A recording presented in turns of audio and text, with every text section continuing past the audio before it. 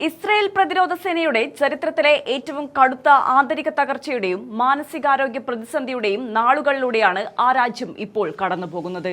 ഒന്നിലധികം മുന്നണികളിൽ ഒരേ സമയം യുദ്ധം പ്രഖ്യാപിച്ച് ലോകത്തിന് മുന്നിൽ അഹങ്കാരം കാണിച്ച ഇസ്രായേൽ സൈന്യം ഇന്ന് സ്വന്തം പാളയത്തിൽ തന്നെ തകർന്നടിയുന്ന കാഴ്ചയാണ് കാണുന്നത്.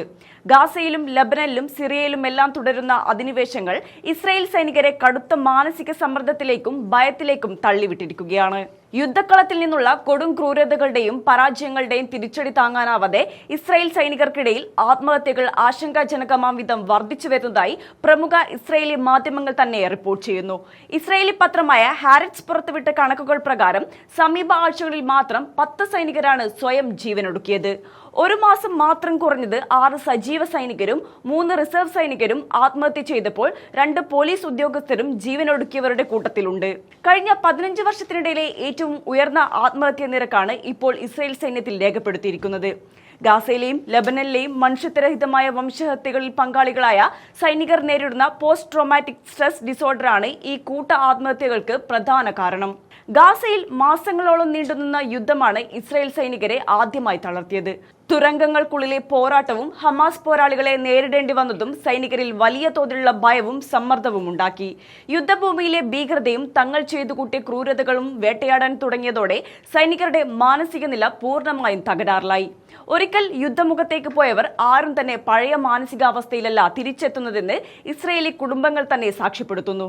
അണികൾക്കുള്ളിൽ മാനസികാരോഗ്യ പ്രതിസന്ധി ഇത്രയും രൂക്ഷമായിട്ടും ഇസ്രായേൽ സൈന്യം ഇവർക്ക് നൽകി വന്ന സഹായങ്ങൾ വെട്ടിക്കുറയ്ക്കുകയാണ് ചെയ്തത്. സൈനികരുടെ മാനസിക നില പരിശോധിക്കുന്നതിനുള്ള നിർബന്ധിത സൈക്കോളജിക്കൽ പരിശോധനകൾ ഇസ്രായേൽ സൈന്യം റദ്ദാക്കി.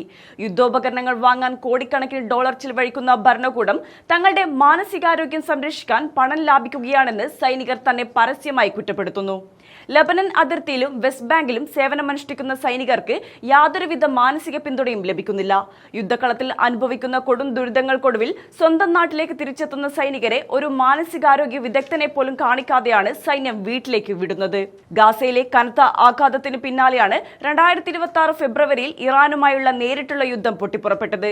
ഗാസയിലെ അടിച്ചമർത്തലിൽ നിന്ന് വ്യത്യസ്തമായി അത്യാധുനിക മിസൈലുകളും ഡ്രോണുകളുമായി ഇറാൻ നടത്തിയ തിരിച്ചടികൾ ഇസ്രായേൽ സൈനികരെ ഞെട്ടിച്ചു. ഇറാനുമായുള്ള യുദ്ധം 62 ദിവസം പിന്നിടുമ്പോൾ ഇസ്രായേലിന്റെ ആഭ്യന്തര സുരക്ഷാ സംവിധാനങ്ങൾക്കൊപ്പം സൈനികരുടെ മനക്കരുത്തും തകരുകയാണ്.